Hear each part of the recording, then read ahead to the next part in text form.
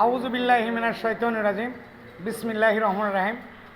প্রিয় দেশবাসী, আসসালামু আলাইকুম ওয়া রাহমাতুল্লাহি ওয়া বারাকাতুহু। কোঠা আন্দোলন থেকে শুরু করা বৈষম্য ছাত্র বিরোধী আন্দোলনের 16 জুলাই 5 আগস্টের অন্তর্বর্তীকালীন সরকারের উপদেষ্টা ডক্টর মোহাম্মদ ইউনূস সাহেব এবং সহ উপদেষ্টার প্রতি আমার সালাম। আসসালামু আলাইকুম ওয়া রাহমাতুল্লাহি ওয়া বারাকাতুহু। প্রিয় এলাকাবাসী, আমি বড় দুঃখের সাথে জানাচ্ছি যে আপনারা জানেন 2018 সালে বনানীর চেয়ারম্যান পার্টি অফিস কার্যালয়ের সামনে আমি 15 তারিখে এমপি নমিনেশন উত্তোলন করেছিলাম।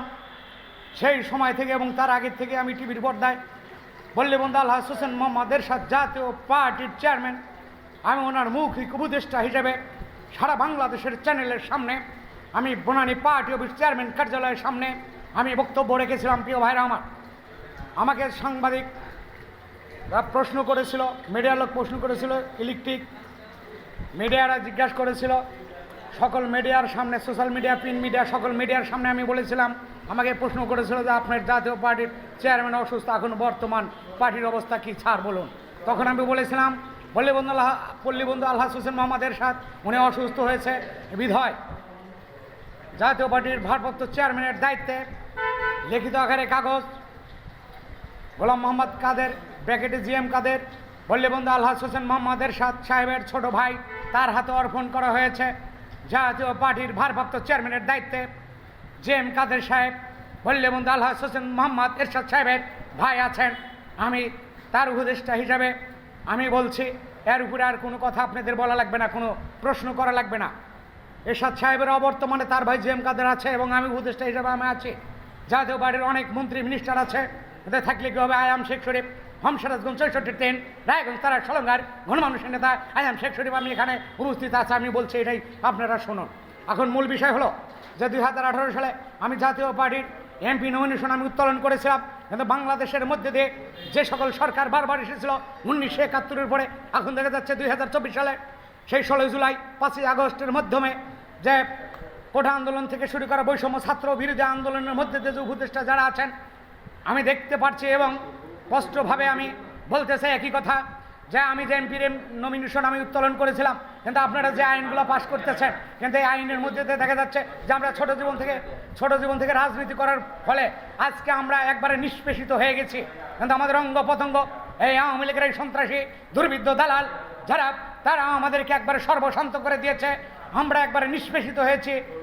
আমার কথা হলো যে শুধু আমার কথাই নয়, আমার কথাটা বিবেক বিবেচনা করে আপনারা দেখবেন এবং বুঝবেন।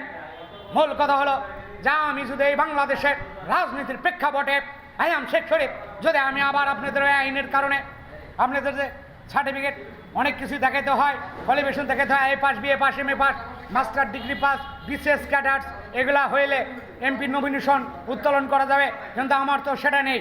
কিন্তু আপনারা জানেন যে আমি ছোট জীবন থেকে আমি রাজনীতি করে আমি ফেসে গিয়েছি, কিন্তু আপনাদের এই আইনের কারণে আমার মতো দেশপ্রেমিক লোক, আমি যদি এই দেশের বাংলাদেশ সরকারের মেম্বার অফ পার্লামেন্ট একটাই নির্বাচন, সেই নির্বাচনে আমি যদি অংশগ্রহণ না করতে পারি, মনে হয় আমি অনেক কষ্ট পাবো।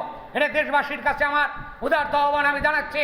আয়াম শেখ শরীফ আমি কখনো ভয় পাই না, যত বড় শক্তিশালী লোকই আমার সামনে আসুক না কেন, আমি সেখানে দাঁড়িয়ে আমি তার কথার উত্তর এবং তার প্রশ্নের উত্তর দিতে আমি বাধ্য থাকি। কিন্তু আমার মতো লোক আপনারা দেখেছেন যে আমার মতো একটা লোক কোথায় আপনারা দেখেন নাই, পান নাই, কিন্তু আমাকে যদি আপনারা হেউ করেন তাহলে অপরাধ কিন্তু আপনারাও করবেন, আর সেই অপরাধের শাস্তি আপনাদের পেতে হবে। আমি এটা চ্যালেঞ্জের মাধ্যমে আয়াম শেখ শরীফ আমি বলতে বাধ্য।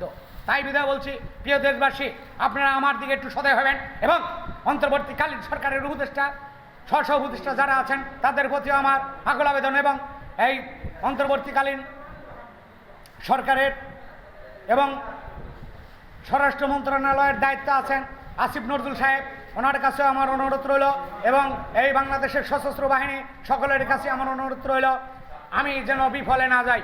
এই কথা বলে আমার বক্তব্য আমি এখানে শেষ করছি। আসসালামু আলাইকুম ওয়া রাহমাতুল্লাহি ওয়া বারাকাতুহু।